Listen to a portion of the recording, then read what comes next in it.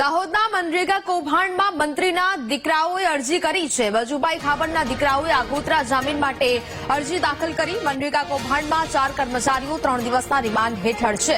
35 એજન્સીઓએ 71 કરોડનું કૌભાંડ આચર્યું હતું। 3 ગામમાં અધૂરા રસ્તાઓના કામ માટે પેમેન્ટ ચૂકવી કૌભાંડ કર્યું હતું, જેને લઈને હવે જેલ જવાની અને ત્યારબાદ હવે જામીન અરજીઓ છે તે થઈ રહી છે। સંવાદદાતા ઉત્સવ ફોનલાઈન પર જોડાયા છે। ઉત્સવ, દાહોદના મનરેગા કૌભાંડમાં મંત્રીના દીકરાઓએ હવે અરજી કરી છે, શું વિગત? જી ને આજે દાહોદ જિલ્લામાં જે મનરેગા જે કૌભાંડ થયો છે, જે 35 એજન્સીઓએ જે રૂપિયા 71 કરોડનો જે કૌભાંડ કર્યો છે, જે બારોબાર જે કામ છે તે કર્યા વિના જે પૈસા છે તે ઉપાડી દેવામાં આવ્યો છે, ત્યારે જે વહીવટી તંત્ર છે તેને જે ફરિયાદ કરતા જે પોલીસે તે દાહોદ પોલીસે જે 4 જણા વિરુદ્ધ જે ગુનો નોંધ્યો હતો અને તેમની ધરપકડ કરી હતી।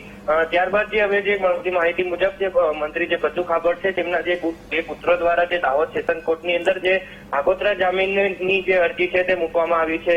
હાલ ક્યાંક ને ક્યાંક જે દાહોદ જિલ્લાના જે રાજકારણ છે તેની અંદર ક્યાંક ને ક્યાંક જે એમ કહી શકાય કે ગરમાવો દેખાઈ રહ્યો છે, ત્યારે હવે જે વહીવટી તંત્ર દ્વારા આ જે કૌભાંડ છે તેની અંદર શું તપાસ કરવામાં આવશે તે જોવું રહ્યું।